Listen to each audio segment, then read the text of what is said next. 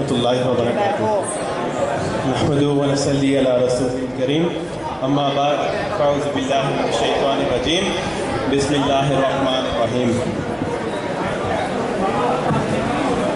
میں پہلے تو مبارکباد دیتا ہوں، یہ بڑی زبردست محفل ہے اور اکثر امیر المجاہدین حافظ انس حسین رضوی صاحب بیٹھے ہیں۔ میرے لیے یہ بڑے فخر کی بات ہے کہ ایک دفعہ میں نے پسرور میں بابا جی کے ساتھ خطاب کیا تھا اور بالکل سیم ٹو سیم وہی عکس ہے اور آج مجھے موقع مل رہا ہے۔ انس بھائی وہ مجھے شعر یاد آتا ہے کہ شاعر نے لکھا تھا کہ میں نے تیری تصویر میں وہ رنگ بھرے ہیں کہ لوگ دیکھیں گے تجھے لیکن جھلک میری نظر آئے گی۔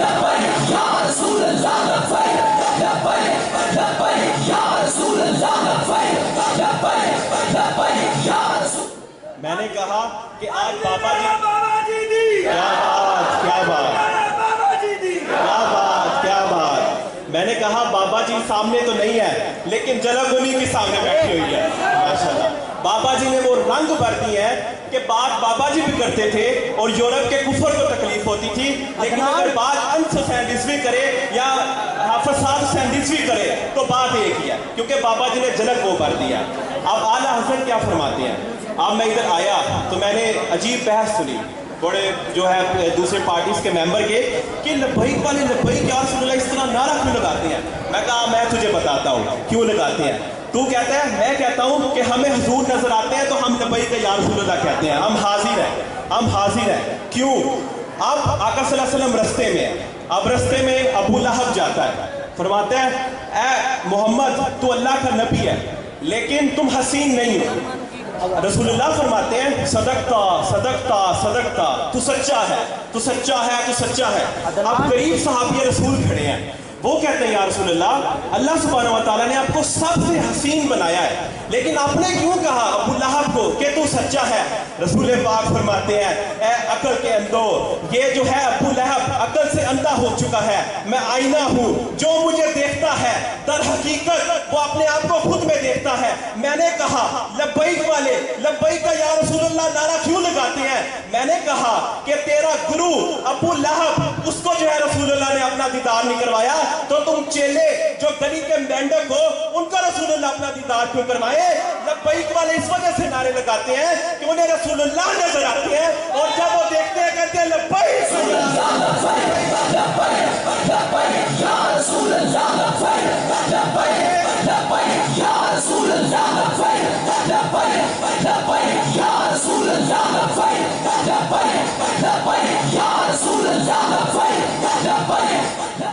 تو یہ جو مولوی کہتے ہیں نا لبیک کا نعرہ نہ لگایا کرو، ہم تو یورپ میں بھی نعرے لگاتے ہیں، ہم نے حضور پارلیمنٹ میں بھی نعرہ لگایا لبیک یا رسول اللہ کا، اور وہ کنفیوز ہو گئے پوری تقریر کے بعد کہنے کے کہتے ہیں گال تو پتر تو پوری کیتی ہے لیکن جڑا اینڈ تے نعرہ لایا ہوتا بھی تو مطلب دسنا۔ پھر میں نے مطلب بتایا، میں نے کہا اچھا تو مطلب پوچھتا تو آج میں مطلب بتاؤں۔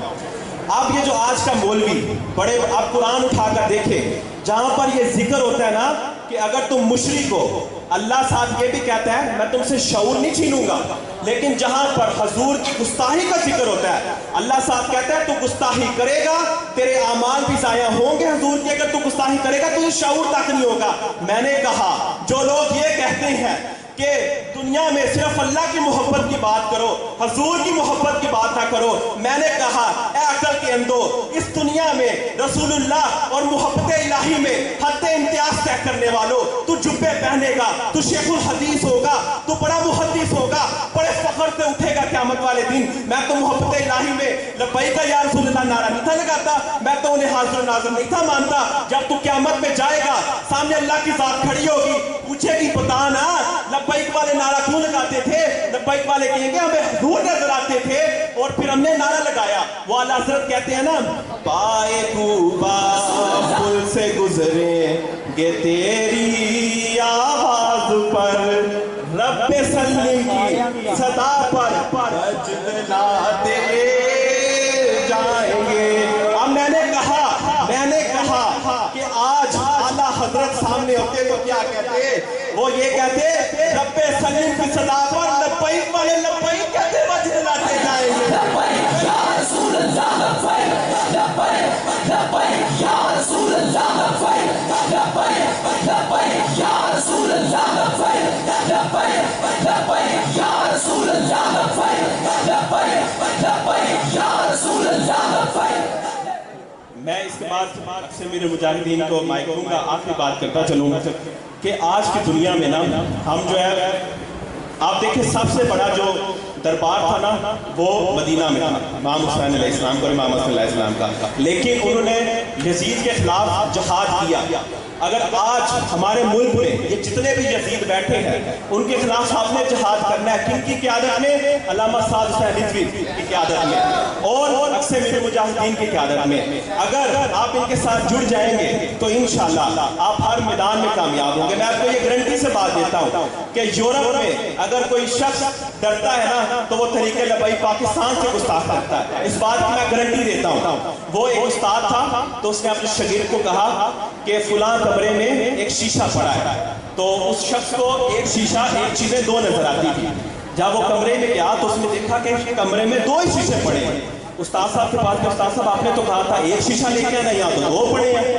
استاد صاحب کہتے ہیں چل پتھر لے، اور پتھر لے کے ایک شیشہ توڑ، جو بچے گا وہ واپس لے آئے۔ وہ پتھر اٹھاتا ہے، پتھر لے کے جاتا ہے، ایک شیشہ توڑتا ہے، ایک کے ساتھ دونوں ٹوٹ جاتے ہیں۔ استاد صاحب کے پاس جاتا ہے، استاد صاحب کو کہتا ہے استاد صاحب آپ نے تو کہا تھا کہ شیشے وہاں پر دو پڑے ہیں لیکن میں نے توڑا ایک ہے، ٹوٹ دونوں گئے ہیں۔ استاد صاحب نے کہا اے عقل کے اندھے، وہاں پر ایک ہی شیشہ موجود تھا۔ میں نے کہا دنیا میں پھر وہی بات دہراؤں گا کہ حدے اگر تم رسول اللہ کی محبت میں خود کو قربان نہیں کرو گے اور یہ کہتے رہو گے کہ محبت الہی ہی سب کچھ ہے تو بات یاد رکھنا، قیامت والے دن اللہ تمہارے اعمالوں کو تمہارے منہ پر مارے گا۔ اور وہ مولوی جو آج لبیک کا ساتھ نہیں نہ دیتے، آپ دیکھنا ان پہ کہ ان کے اعمال ان کے منہ پر مارے جائیں گے اور پوچھے گا رب ان سے جب نبی کی شان میں گستاخی ہوتی تھی، چاہے وہ ہالینڈ ہو یا پاکستان ہو، تو بولتا کیوں نہیں تھا؟ تو پھر تیرے جبے پہنے ہو، تمہیں بڑی بڑی دستاریں پہنی، اس کا کوئی فائدہ نہیں ہوگا۔ اس وجہ سے آج سے آپ نے ان کی قیادت میں جڑ جانا ہے انشاءاللہ۔ ہم ان کے ساتھ ہیں، ہمیں بھی وہاں بڑی مشکلات آئی ہیں لیکن ہم آج ان کے ساتھ کھڑے ہیں۔ آپ نے ان کو ووٹ دینا انشاءاللہ، یہ دین جب اوپر آئے گا خلافت پہ آئے گی انشاءاللہ، اور ساتھ بھائی کو وزیر اعظم دیکھیں گے انشاءاللہ۔